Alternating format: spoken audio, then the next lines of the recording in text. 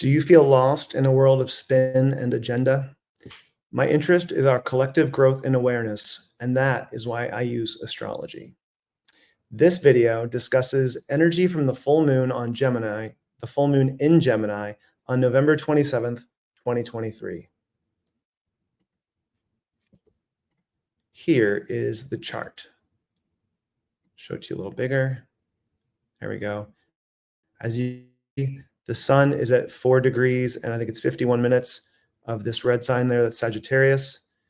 With the arrow, the moon is exactly opposite at 4 degrees and 51 minutes of the teal sign with the two lines. That's Gemini. And the earth is in the middle. It's an exact alignment that happens between the sun, earth, and moon every month. And this happens at 11:17 a.m. local Jerusalem time on November 27th, 2023. The orientation is the same within the earth, within all of earth, but the placement changes. So the rotation of the chart changes based on where on the earth you calculate the chart for. And so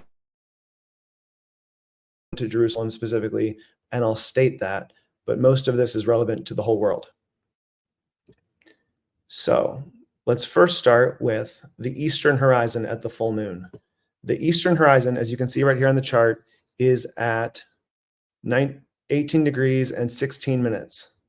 That is the 19th degree, and I use the Sabian symbols because they're a coherent, a structurally coherent model of 360 degrees. So the 18th degree, 18 degrees and 16 minutes is in the 19th degree, just like a toddler who's 6 months old is not 0 years old. He's in his first year, right? So in astrological thinking, the specific degree on the eastern horizon is called the ascendant or the AC, and that sets the tone for the chart being read, no matter the context that the chart is calculated for. The Sabian symbol, again, a structurally coherent model of 360 degrees for this 19th degree is a forest fire is being subdued by the use of water, chemicals, and sheer muscular energy. I'll say that one more time just so you can think about it. A forest fire is being subdued by the use of water, chemicals, and sheer muscular energy. The quality of this degree is indomitability. And the 19th degree is in the 5-degree segment that runs from 15.01 degrees to 20 degrees of Aquarius. And that 5-degree segment is about developing the individual's larger role in the world. This refers to people within cultures, cultures within nations, and nations within the world. This specific degree is about how we learn to implement natural management techniques to harness natural forces. It's how we demonstrate mastery in being ourselves and not just our emotions. So do we hedge towards faith and vision or towards duty to responsibility? As we'll see in this article, as we'll see in this video, both are important. So as I mentioned, this is an article. This comes from my Substack. This is a reading and discussion of my Substack article, which you can find at joshuablattman.substack.com for this full moon in Gemini. So first, I'd like to talk about the day force versus the year force. The moon, which you can see at the bottom of the chart, is full on the other side of the world from Jerusalem as the sun approaches the high point of the day. This is interesting because at the new moon back on November 13th, the sun moon conjunction was on the clockwise side of the MC, which is that thick black line, the thick dark line at the top, that Mars is on the circle with the red circle with the arrow. Back at the new moon on November 13th, the sun and moon conjunction was on the clockwise side of the MC by about a degree, and Mars was on the counterclockwise side of the MC by about a degree. But now, after the sun transited Mars on November 18th, the sun and full moon are about a degree to the clockwise side of the MC-IC axis. So as you can see on this chart here, the sun is past it this way, That is on the year force. It's on the yearly cycle, and it's just coming up to the MC on the daily cycle, the daily rotation, because again, the Earth spins faster than the planets go around the zodiac, and the moon is opposite, just past the straight through the center of the Earth point, called the um, nadir or Imam Coeli, down here at the bottom of the chart. So this is technical. Again, this technical detail is important because while the planets rotate counterclockwise around the zodiac, Earth rotates on its axis faster than the planets move around the zodiac, so they rotate clockwise through the day. This implies, so what does this mean, right? This implies that people who live in reactionary thinking see intensity escalating, while people who live with long-term vision are able to see past the noise of the alchemical process and find the individual's power and responsibility within it. It implies the need for a coherent hierarchy of dedication, which we'll talk about more shortly. It's a reminder that all short-term choices create long-term consequences. As I like to say, every ABC grows through an LMNOP and becomes an XYZ. You can influence your outcomes by being super clear about what you implement. Makes sense, right? So the sun and the moon. The sun and moon are on the MCIC axis again. Dane Rudger, probably the most famous astrologer in the 20th century, helped to kind of reinvent astrology from the medieval forms of astrology where this planet was good and that planet was bad and blah, blah, blah. And he helped make astrology something that was actually, I think, a lot more useful. He called the MCIC axis the axis of power. And so it's on that axis again, just as it was at the most recent Scorpio new moon when the sun and the moon were together at the MC, but now they're split apart and they're on the opposite sides. So it's like we're passing through a portal. We on Earth are passing through a portal between the ideas that we thought were right and the understandings. Ideas versus understandings, I think, is a neat way to put that. And I'll talk more about this in a minute with relating to our personal ideals and our cultural idealisms. So it would seem that a collective impulse from the Scorpio new moon on the 13th is finding its footing by taking massive action to defend its position in the world. It's sometimes more necessary than desired to take action with respect for the formalities of the greater collective context. Light shining bright into humanity's shadows calls for presence, poise, and wisdom, not mania. The sextile harmonic of the sun and moon to Pluto supports people who are able to soften rather than harden and show up with grace rather than aggression, even when grace creates devastation. So the sextile I'm talking about here is the sun here at 4 degrees with Pluto here to 28 degrees, opposite, and the line's not showing for some reason, to the moon here at 4 degrees 51, right? So there's that sextile where the hypotenuse is the opposition.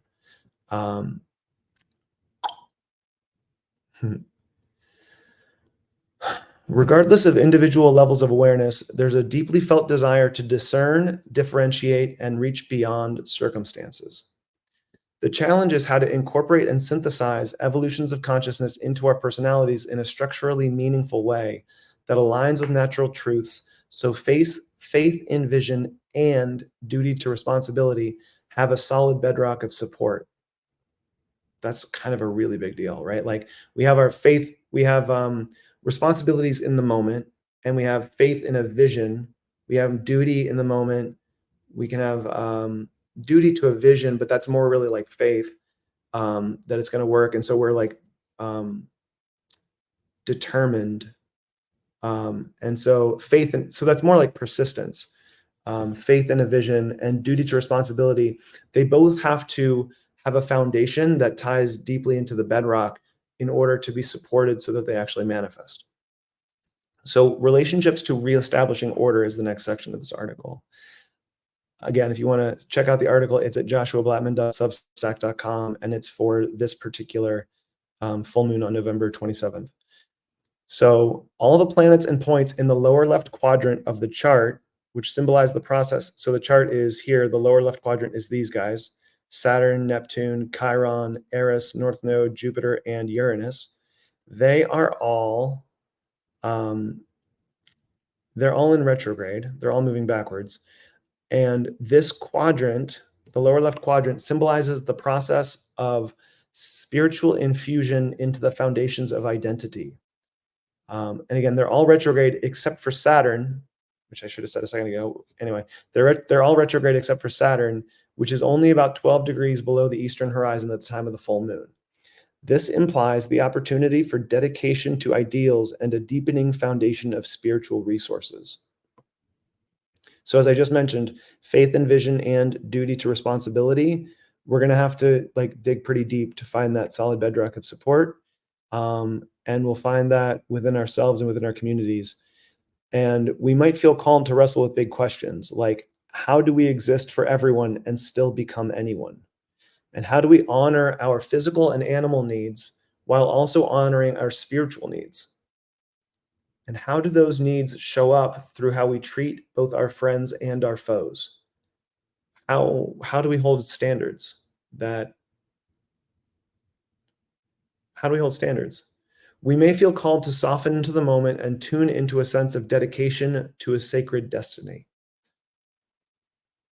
So I want to talk a little bit about this. As you see here, the upside down horseshoe, or the downward facing horseshoe, and the circle on top of the arrow, that's the North Node and Eris respectively. They're only 1 minute apart at this full moon. And that's for perspective, that's like 1/60th of a degree. Or if you calculate it out, that's 1/21,600th of wholeness. It's like a cosmic piggyback ride between the lunar point of destiny, the North Node, that has no mass, and a dwarf planet that's 3 times farther away than Pluto.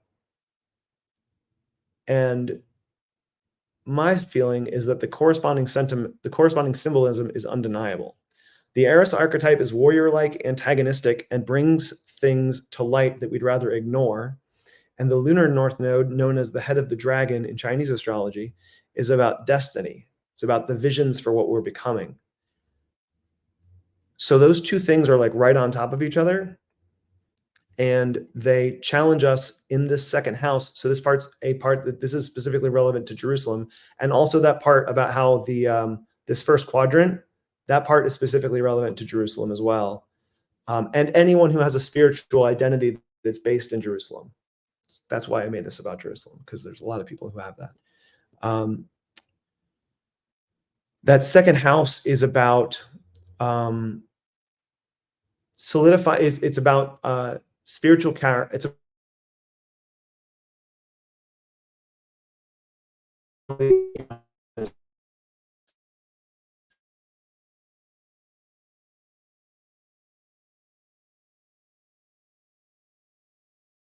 so tensions have been escalating the last several weeks from what I'm calling the conflict between spin and spotlight. As hard as it is to look directly into the light, those who can sustain objective understanding and the awareness that I'll refer to as spotlight, or that I'm referring to as spotlight, are finding it impossible not to notice the malignments between natural truth and the official narrative. The long-term entanglement between identity, duty, and destiny, I've highlighted recently in other articles, requires people to face truths despite their comfort level with them and incorporate substance with spirit, spiritual truths with daily needs, and presence with purpose. This is where that solid bedrock idea really comes in. We are called to embody wisdom and poise beyond tragedy and conflict. Those with the presence to operate from an ever higher vibration are needed now in order to hold visions that unite physical reality with those transcendent truths and respond with disciplined presence that brings healing. Let's add the opposition to Venus conjunct the lunar south node, which isn't shown. So the mouse is on the chart here. You can see the lunar north node and Eris that I pointed out before, exactly opposite from that at 24 degrees. Actually, the lunar south node is shown in this software. Um, and Venus is going counterclockwise through the zodiac, right? While the south node goes clockwise through the zodiac. They're kind of going like that. Um, and so we would say that Venus is applying to the lunar south node. Um, and it's not just applying to the south node, it's also rising to an opposition with Eris. And because of that contrast between the qualities I mentioned before with that regard specifically to Eris, that warrior-like antagonism that defends the little guy, or defends the underdog, you could say, um, are there's starting to be more of like a awareness, I guess you could say, awareness about who the underdog really is, um, as Venus is rising to that opposition. But because Venus is also applying to a conjunction with the lunar south node, we might feel tired and defeated, and we might wonder if it's all worth it, that kind of idea. We might struggle to maintain our dedication, and these are signs that we probably need rest. It might also be helpful to um, tease apart in your own mind the difference between what's ancient and what's archaic. To me, the word ancient brings a living transcendent wisdom, where archaic implies fossilization and stuckness. At the personal level, we might recognize if something we want is moving us forward or holding us back based on whether or not and to what degree it feels stale. And that's part of that South Node idea is the South Node is uh, about where we've been. It's the tail of the dragon in opposition to that North Node, which is the head of the dragon in Chinese astrology. And that might make us feel like we're holding on to values, aka Venus, that is based on archaic, not just ancient, but archaic ideas, and not just ideas, but idealisms.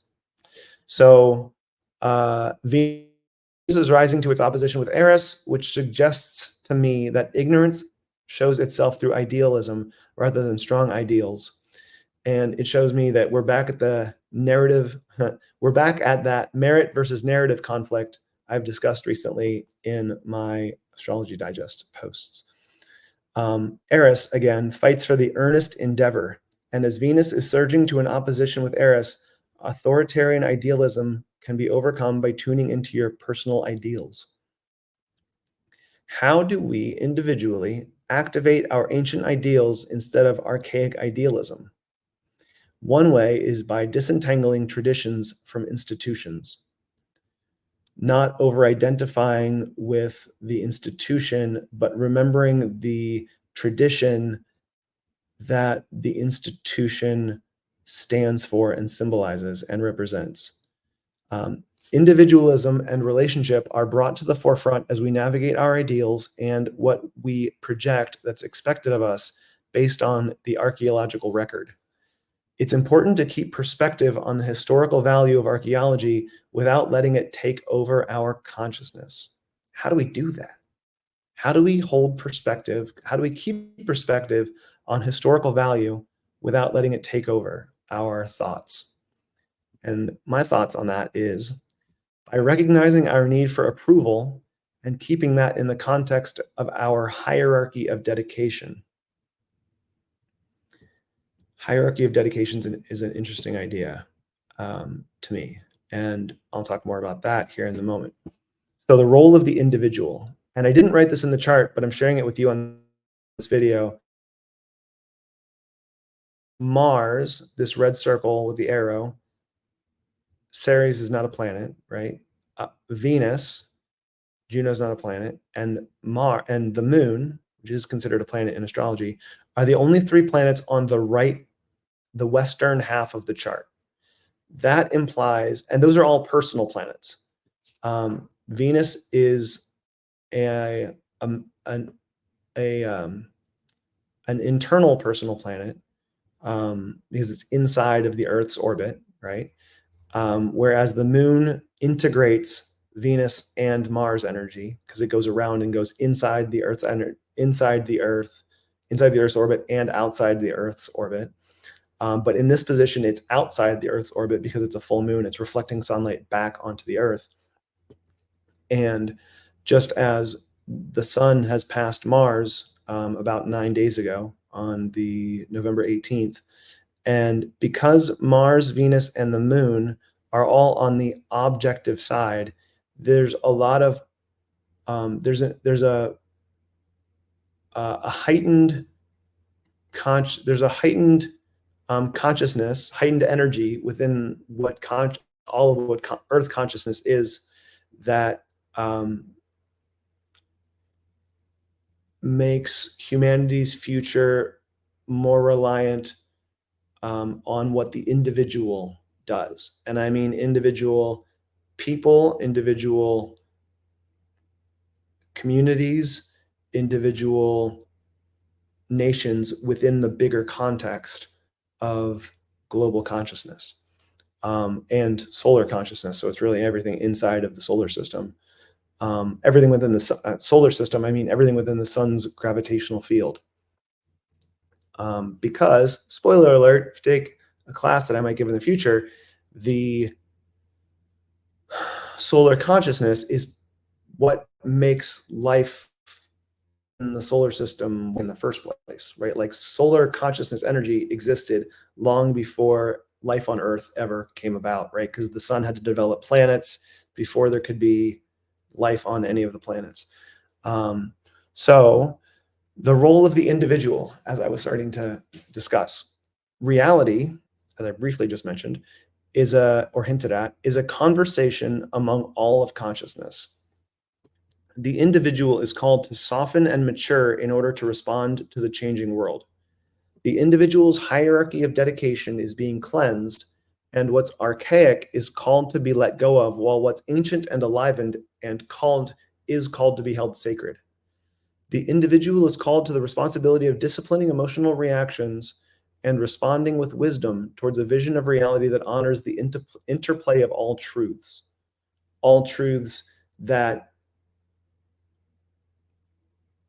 find a foundation down in the bedrock of consciousness. So the more we can anchor our consciousness into the bedrock of collective consciousness and universal consciousness, the more we'll be able to be a force of peace in the world. Our power lies in our abilities to adapt in the moment and at the same time stay focused on our visions, to be a presence of healing. Summary. This full moon shines a light on questions between clarity and conviction, between authorship and authority, between reality and visions, and between information, awareness, and understanding. It calls us into deeper conversations to align our duties with our destinies and to sit with and attend to the details with wisdom, no matter how uncomfortable they may feel. Personal power is proven through presence, poise, and persistence over time, and indomitability is demonstrated by the depths of its anchors. And that is my full article for the full moon today, November 27th. Happy full moon. Subscribe for more if you like this content, and you'll get notified when I go live, and you'll get a video when I post something that I haven't done live. So I'm growing this as I do it. So maybe you can just join me for the ride if you like what I'm doing, if you're still here watching the video. Thank you so much for listening. I hope it's been meaningful. I hope it's been valuable. If you got a lot from this, please comment in the notes in the comments below. If you would like to subscribe, please feel free to do that. I am going to make this here. Ba-boo! If you got a lot of video from this, if you got a lot of value from this, please subscribe. And otherwise, you can share it with your friends. Hopefully they can get some value from it too. And that is all of the video today. Bye.